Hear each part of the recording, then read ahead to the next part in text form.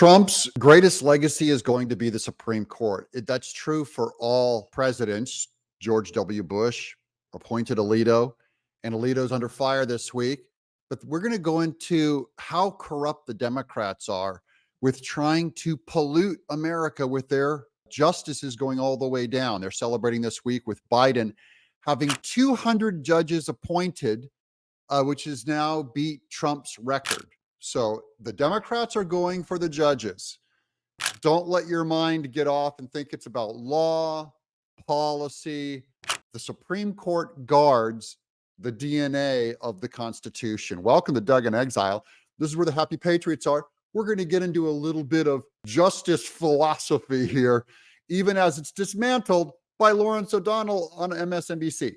On the day when President Biden got his 200th federal judge confirmed by the Senate, another flag was found flying over another home of a Supreme Court justice, signifying full support for Donald Trump's attempt to illegally overturn the last presidential election. Such a convoluted mass of lies and spaghetti in one segment. It's hard to even unpack. But the media went after Justice Alito because they found an American flag hanging upside down at his house that he said his wife put up.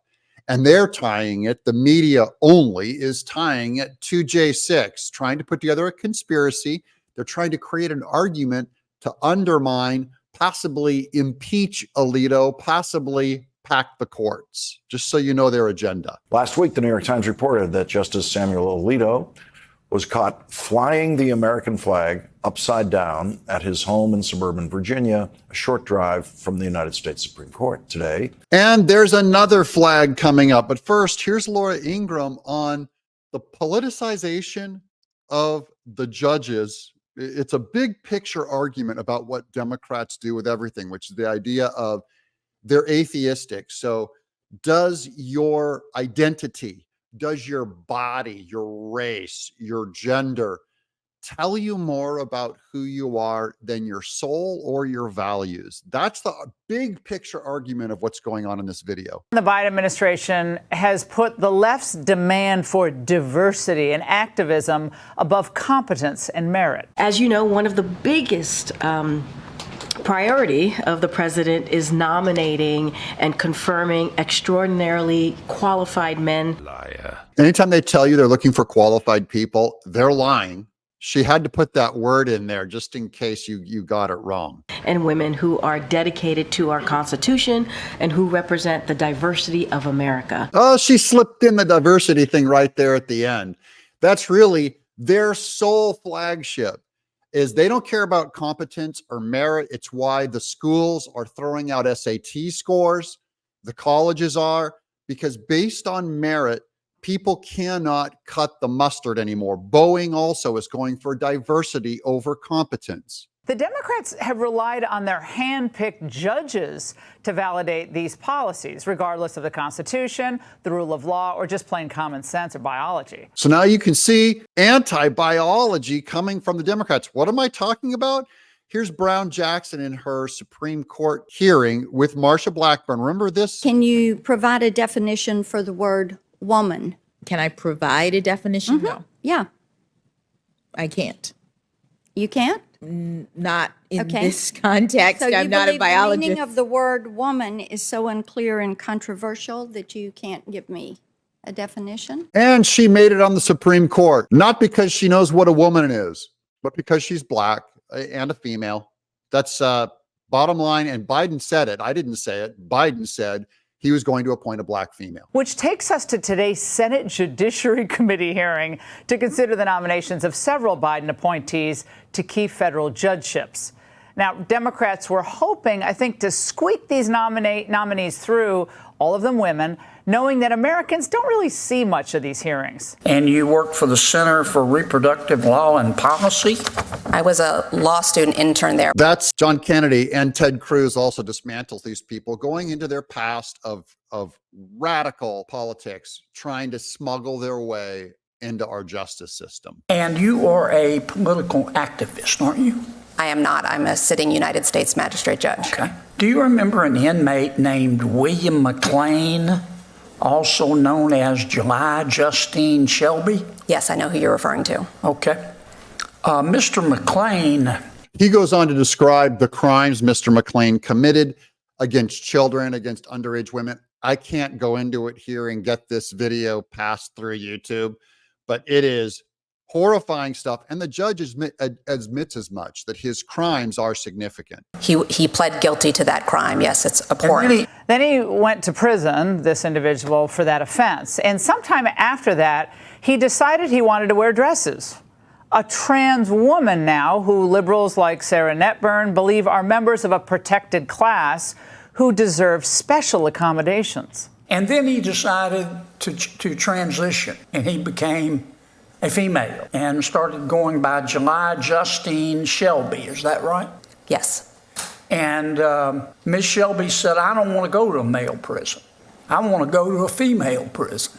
And the Board of Prisons said, what planet did you parachute in from? You're going to a male prison with this kind of record. And you sent him to a female prison, didn't you? You said that the Board of Prisons was trying to violate Ms. Shelby, former Mr. McClain's constitutional rights, didn't you? I issued a report and recommendation to the district judge recommending that the district judge transfer the petitioner to a women's facility. The district judge adopted that recommendation. The Board of Prisons was trying to violate Ms. Shelby's, Mr. McClain's constitutional rights, didn't you? So I based my decision on the facts that were presented to me in the record evidence. But it wasn't that your ruling? I recommended finding that under Estelle versus Gamble. Why won't you admit that was your ruling? Are you ashamed of it? I'm not. I'm answering the question. I applied Estelle versus Gamble. Was that your ruling? My recommendation was that the petitioner's serious medical needs were being denied by keeping her in a men's facility. A violation of the Eighth Amendment, right? That's correct. The reason why I bring this up is today on Twitter, I saw RFK Jr. Some people said he should be a running mate of Trump's. This guy is a Democrat of Democrats, a Marxist, bury the needle leftist, inappropriate for government. RFK Jr. today celebrated the legacy of Harvey Milk, one of the first outspoken gays to make it in office, be elected in California. And he said, we must respect his legacy.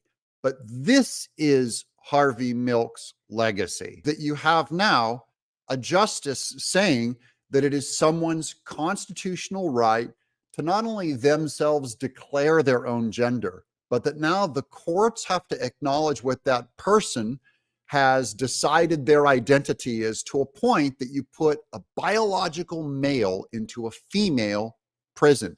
It's nearly hate speech for me to even call this person a male in today's political world. If I was if I was being brought into human resources in California, I would be fired for saying something like that about a coworker. Okay. Cruel and unusual punishment. The Eighth Amendment applies to that. Now, this is the type of warped thinking that encapsulates the modern day Democrat Party.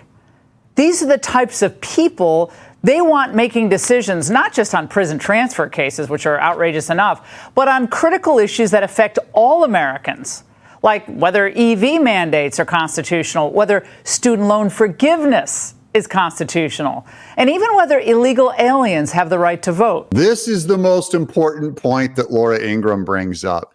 This is not just about identity politics or gender.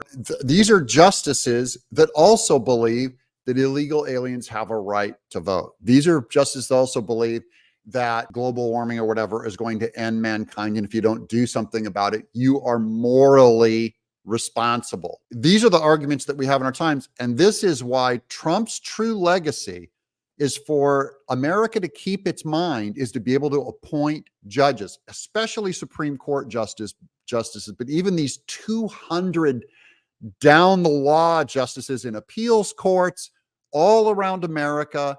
The Democrats have not been able to tilt the balance yet against these reasonable judges, but they're working on it. This case demonstrates that you are willing to subjugate the rights of individuals to satisfy your political ideology. And this individual, 6'2", biologically a man, a minute ago you said that when this man decided that he was a she, you said this individual was, quote, I wrote it down, sober and entirely a female. That phrase struck me as remarkable. Did this individual have male genitalia?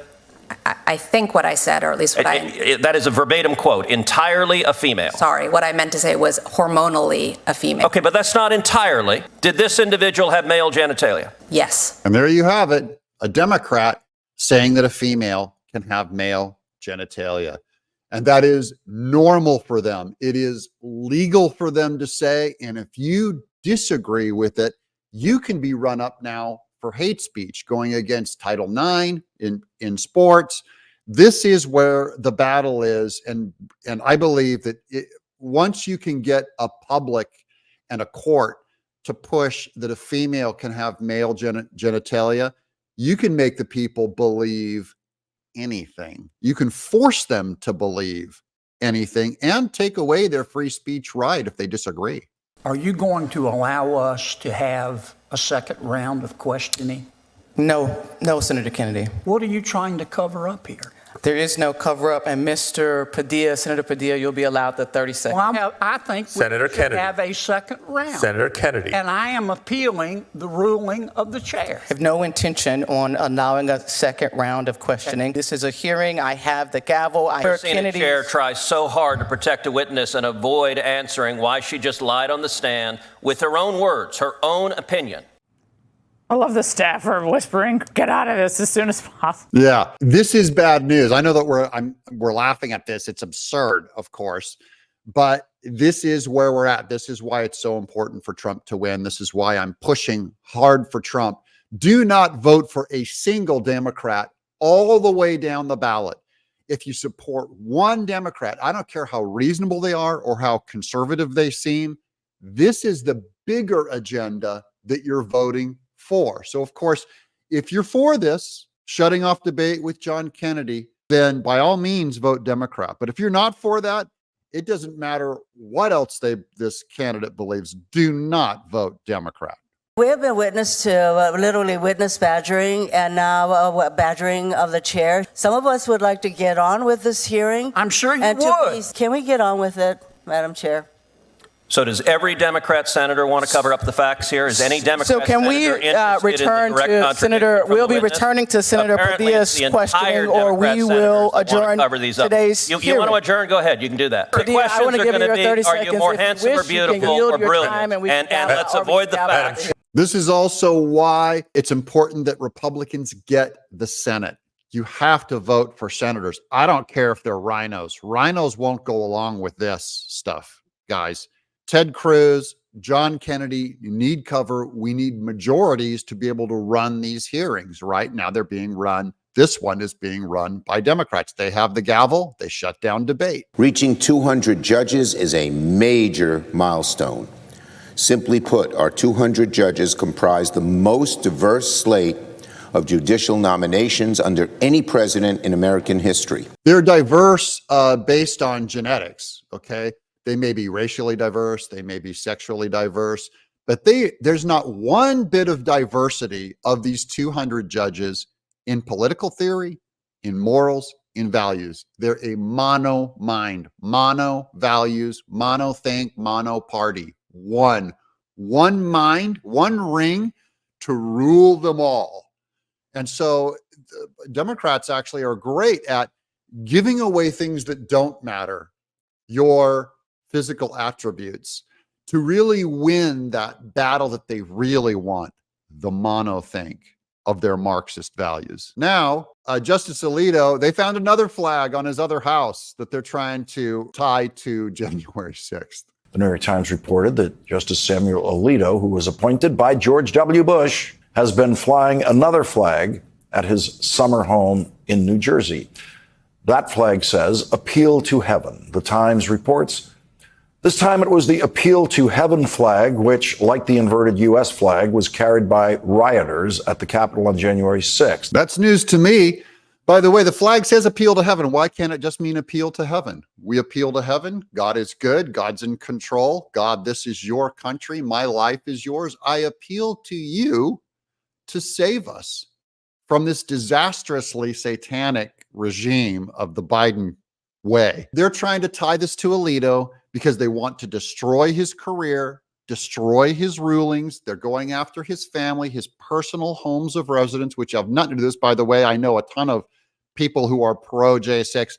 I never heard of this flag stuff, and they act like this is indicative of something. Here's Lawrence O'Donnell, potato head, blathering again. We have all known that it is an outrage that the most corrupted judge in the history of the Supreme Court, Clarence Thomas, has not recused himself. And they can't talk about Alito or anyone on the Supreme Court without bringing up their most hated man, Clarence Thomas, because, you know, I'm Doug in Exile.